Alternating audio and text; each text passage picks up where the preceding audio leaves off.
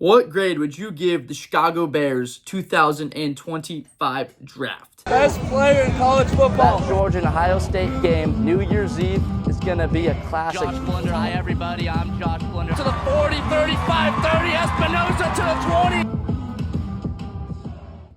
Thank you so much for tuning in again to Blitz with Blunder. I am Josh Blunder, and it is going to be so much fun to break down what the Chicago Bears did in this year's draft and ultimately give them a grade on how it all went down. If you have not already, make sure to subscribe for more content and make sure at some point to leave a comment on whether you agree or disagree with my thoughts on the Bears draft as well as the ultimate grade. So we're going to start this off later on in the draft because where I was the most excited was for day 2.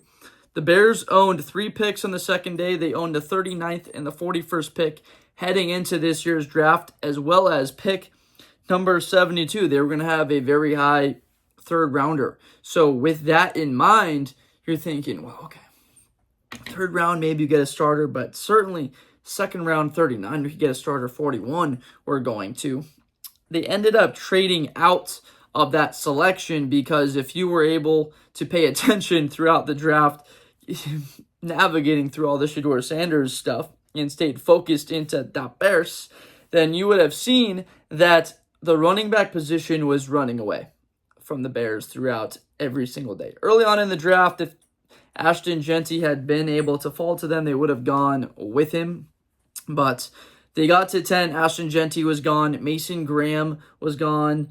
The likes of Kelvin Banks was gone in the draft. Membu had previously been taken. So they had limited options as far as what they really wanted to do.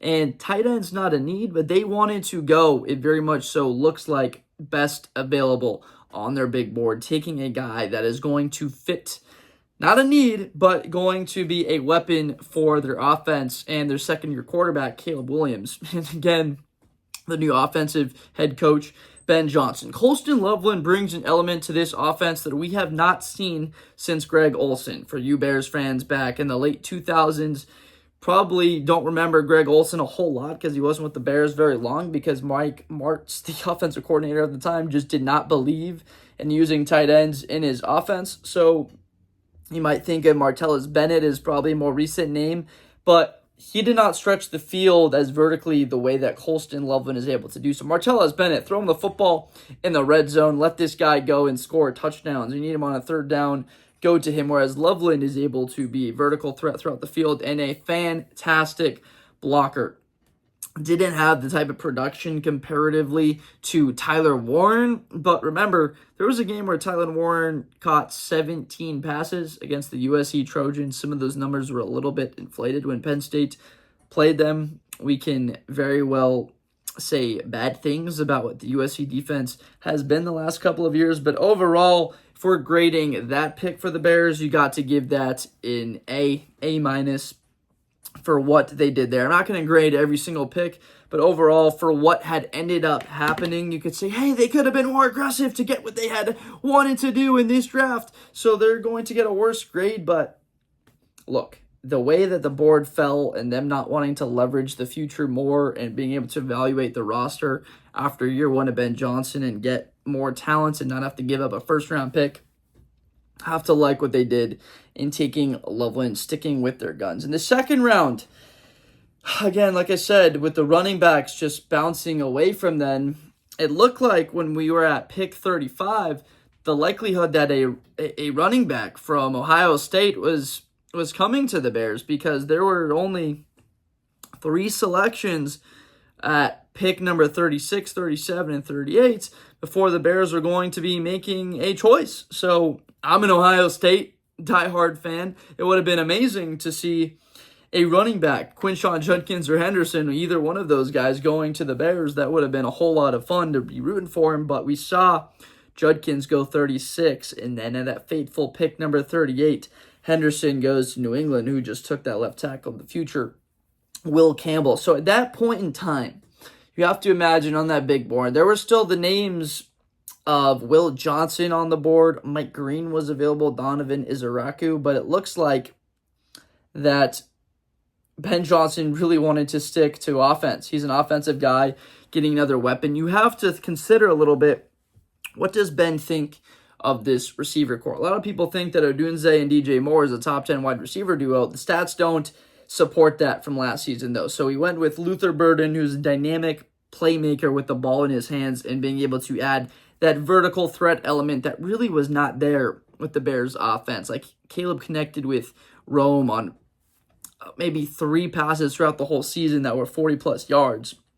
And then the 41 slot, they traded back. Now, personally, I will say this, with a player of the caliber of Will Johnson, much like them not needing a need with tight end, the Will Johnson decision has to have been something that they have more faith in Tyreek Stevenson than the fans think they do, or that there's a lot more concern with Will Johnson's injury, which seems that the rest of the National Football League shared, because there is no way that guy leaves the first 15 picks if he is remotely healthy. He's not leaving the top 8. He falls all the way down to 47, where the Arizona Cardinals take it. Also on the board was Mike Green, player that I really liked in this draft, a very similar to Khalil Mack type of guy with the size, athleticism, led college football in sacks last year with 17 above Izuruku that we just mentioned, with 16.5 with Boston College. So both of those guys on the board, and the Bears end up trading back. And so with that second rounder, what they ended up taking Ozzie Trapillo right out of Boston College, it surprised me in the sense because of the names that were still available at that point. But again, going into this draft, we talked all about the need for more offensive linemen. The whole talk of the offseason was the need to fill in the trenches. The Bears needed 5 guys. They needed to fill in the interior, 3 guys in the interior, a defensive tackle, and an edge. Well, they filled in Dayo Odeyingbo at the edge, Grady Jarrett, defensive tackle. They got Drew Dahlman at center. They got Jonah Jackson at right guard, Joe Tooney at left guard. So they had the flexibility because of all the work that they put in the offseason to be a bit more creative. So they stockpile. They go with Trapillo, who is going to be versatile. That is a depth play. He's not going to start over Darnell Wright unless something negative is going on with him. And in the left tackle role, he's just adding in a little bit of competition to compete with Braxton for that spot. And again, if there's any injuries among the offensive line, he's going to be right there, you would imagine, to fill in on the right or the left side. Then, at pick number 62, they went with Shamar Turner. This is a piece of that A&M defense, right? Think about Nick Scouton that came out of A&M in this draft. Shamar Turner was the type of athletic weapon they had in the middle, with Grady Jarrett being a little bit older now, 31, 32 years old, going with the guy that had a productive 2024 season. I believe he had, 6.5 sacks. Looking at it right now in terms of what his production was. Yeah, he had, 2 sacks last year, 6 sacks a couple of years ago. So again, they went with a bit more, it seems, traits with that over production, but 6 sacks from an interior defensive tackle is pretty amazing. So off of that, where the entire draft went a little differently, and what people were upset with was the Ruben Hippolyte move with the 4th rounder.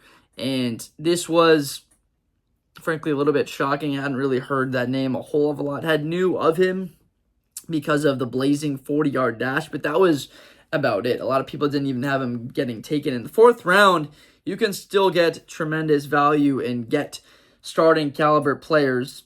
They end up getting corners Frazier, who they took over Jordan Hancock, the Ohio State defensive back. So that was again a bit more speed. They went with the 4.4. I think he ran like a 4.39 40. And then Newman, and then Manungai was a great pick later on with the running back spot. That was a need that they had. He ran like a 4.6 40, extremely physical as an element, very similar to Roschon Johnson with the playing style. So the Bears went into this wanting to add weapons for Caleb Williams. That was the sole purpose, or they were going to add pieces around Caleb to make the team better, unless the defensive side of the ball really looked like it could go their way, which just did not happen in their eyes. For the fans, you're looking at Will Johnson and Mike Green at 39-41. You could have ended up taking the 2 of those we could have walked away happy as fans, been like, wow, that is an A after day 2.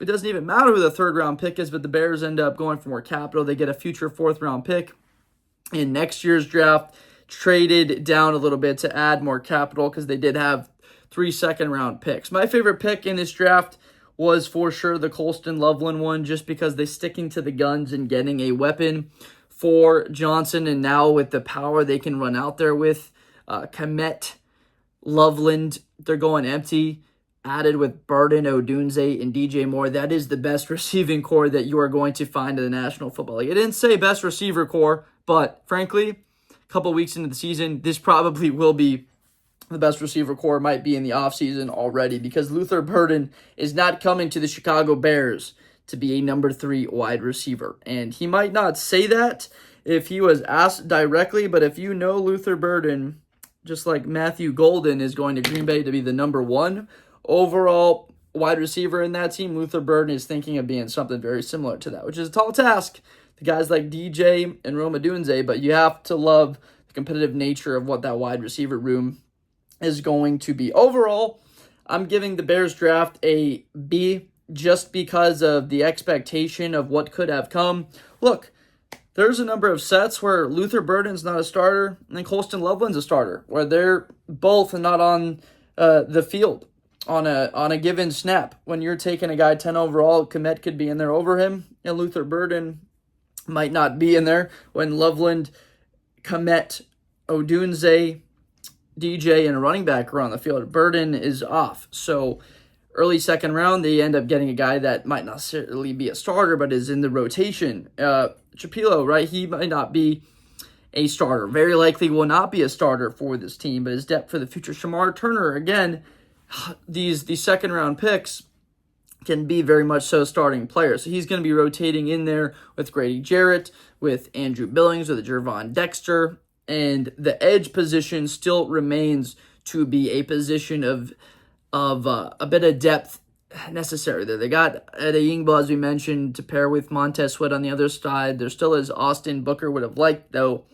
to get another guy. But look, Luther Burden going to the Bears, that is an extremely fun pick. And if you're looking forward to offensive football, we know that is not what the Bears have been. Again, that is probably why the B is. There's still such a semblance. Look at the guy behind me, right? Gary Fensick, of defensive football ingrained in you, when there's guys like Will Johnson in there, and you're an Ohio State fan like I am, and seeing that play he has put on film the last couple of years, or Mike Green and his production, that you might be like, man, could have taken them.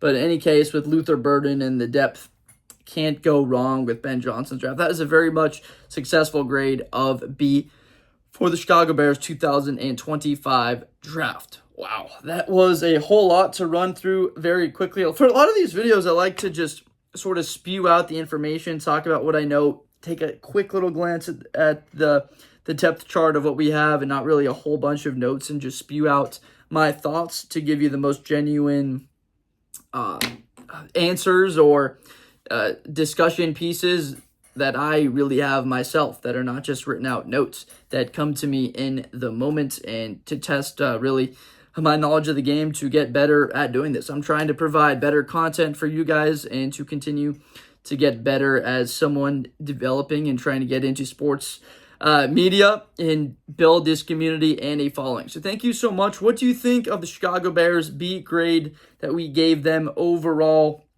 That draft went a whole lot more different. It makes you think, what would have happened if one of those Ohio State Buckeyes had been there for them at 39? Did they still get Luther Burden? Did they end up trading back for more and not get him? We will never know. But again, appreciate you so much for watching. Make sure to subscribe for more Chicago Bears, as well as impartial college football, NFL content. We've got all of that covered going forward here. And stay tuned for more content coming at you soon.